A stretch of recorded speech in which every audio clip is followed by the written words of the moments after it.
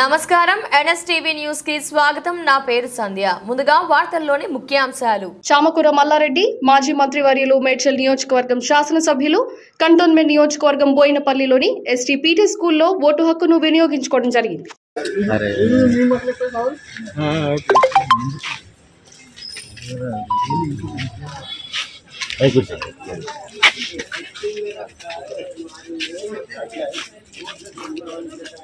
ఓకేనా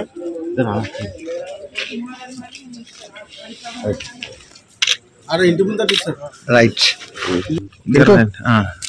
okay sir ఈరోజు